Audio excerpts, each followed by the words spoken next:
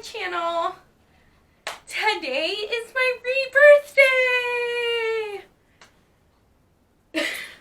Me and my husband already celebrated. Come here, Bean. Come on. And of course, Jelly Bean thinks it's time for his moment to shine.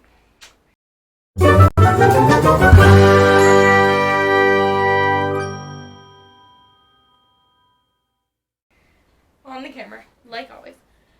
But me and my husband already celebrated my ReBirthday last week, so I really wanted to hang out with you guys and share the haul that I got for my ReBirthday. Anyone that is new to this channel or just wants to know what a ReBirthday is, it is the day that I was diagnosed with cancer, and then later, 5 years to that date, I was cured of cancer. And now it's 22 years ago that I was diagnosed with cancer. Of course, we have to celebrate, but the first one is The Last Widow by Karen Slaughter.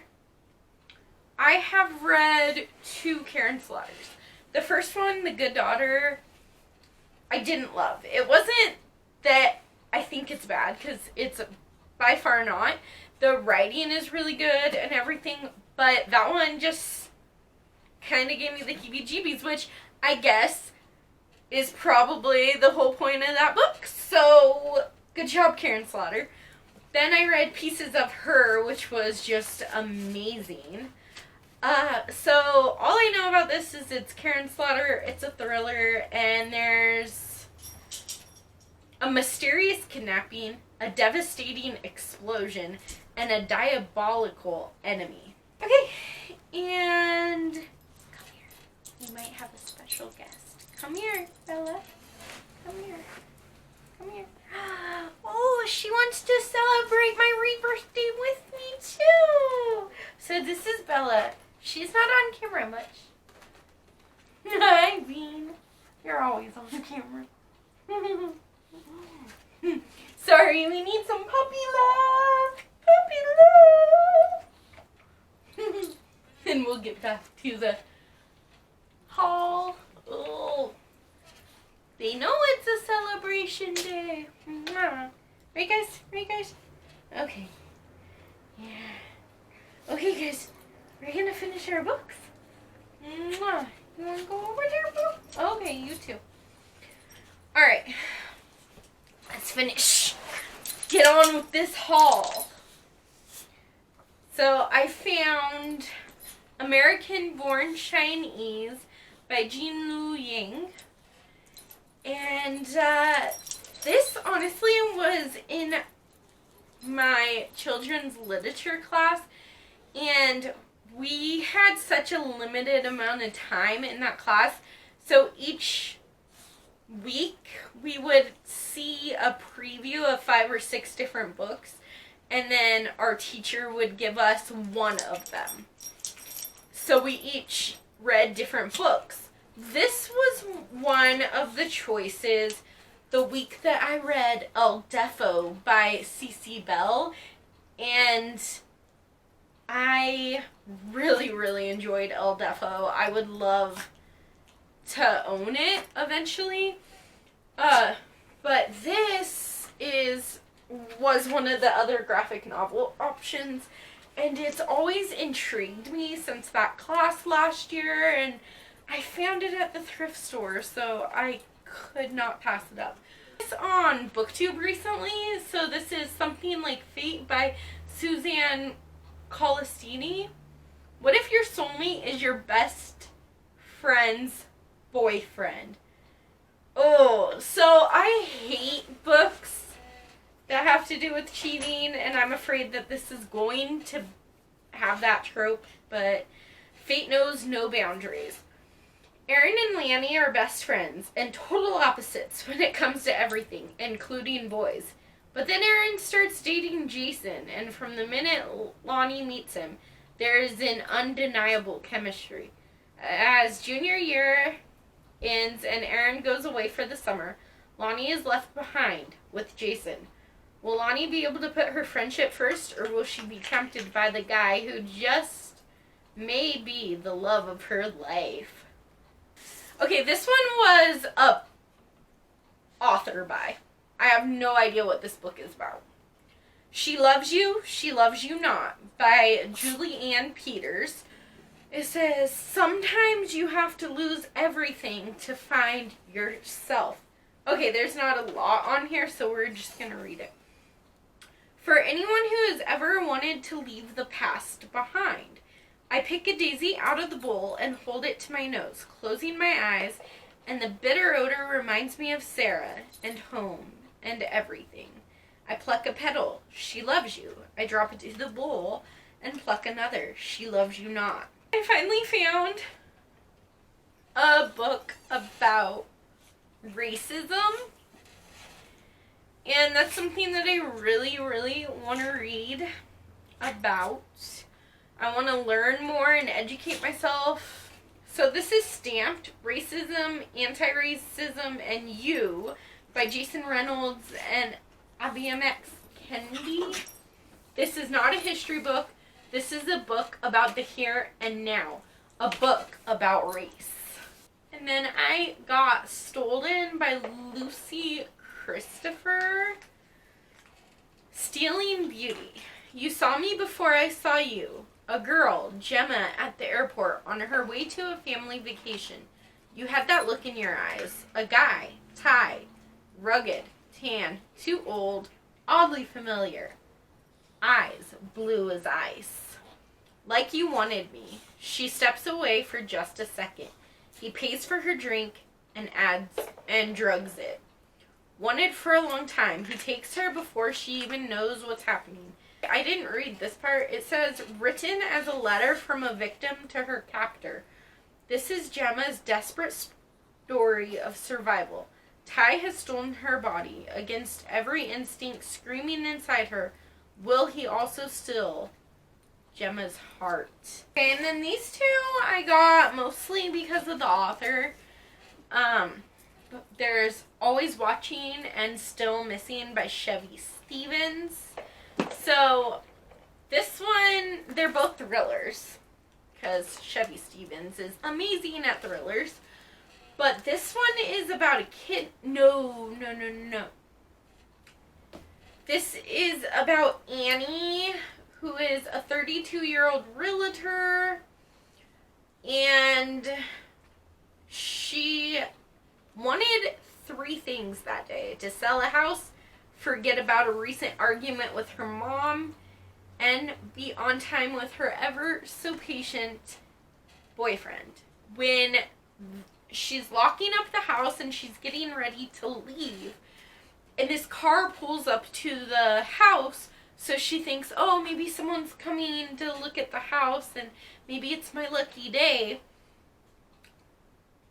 The guy in the car kidnaps her. And then this is a thriller by Chevy Stevens. She helps people put their demons to rest, but she has a few of her own. Okay, so yeah, this woman, Dr. Nadine, is in her, she works at a psych hospital as a doctor, but she has some dark secrets of her own. Okay, and then this was perfect timing. My friend just read this and she said that she cried a lot, and it's really sad. So I have to be in a place to read a sad book, and I'm not there yet because Addie LaRue kicked my freaking butt, and I'm still not over it. But this is a Man Called Ove by Frederick Bachman.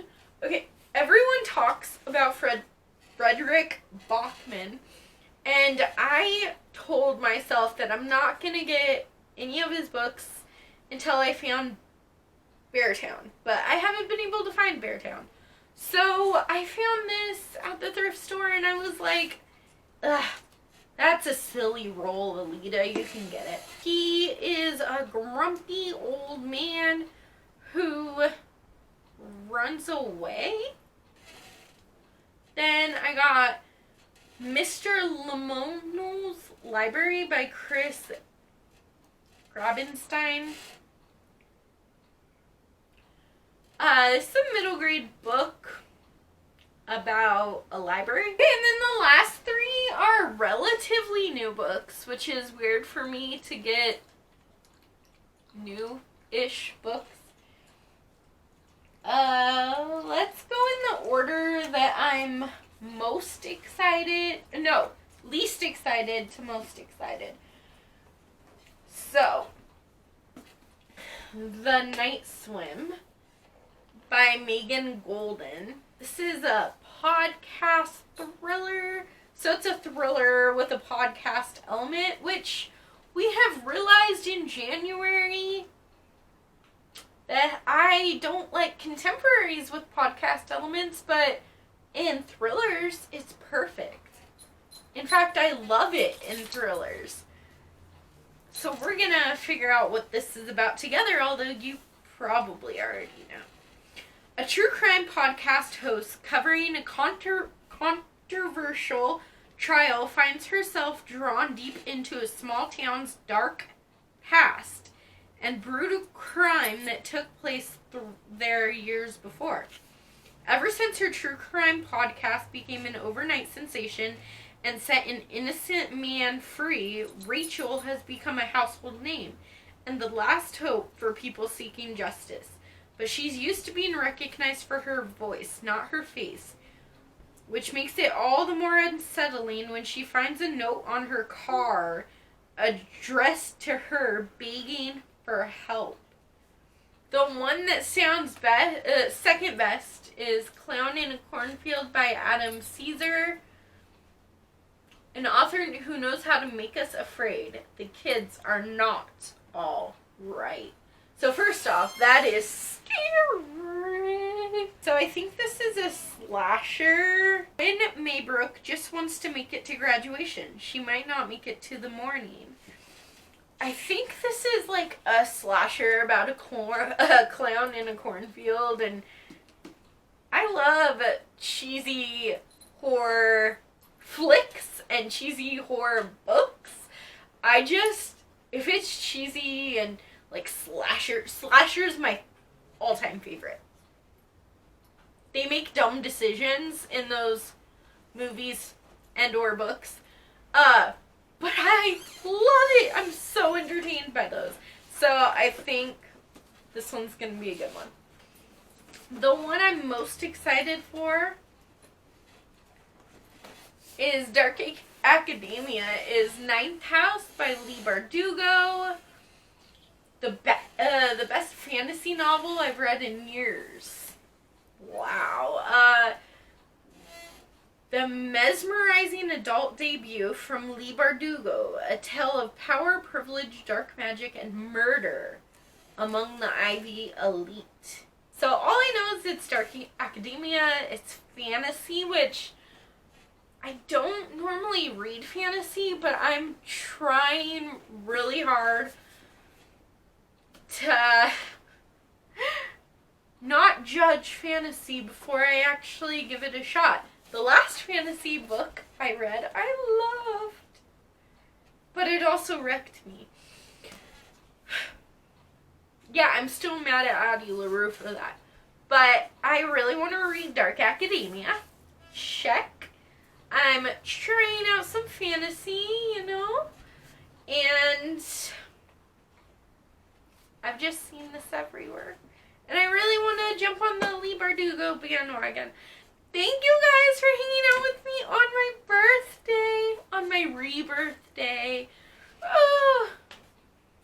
If you enjoyed this video, don't forget to give it a big thumbs up and subscribe to my channel.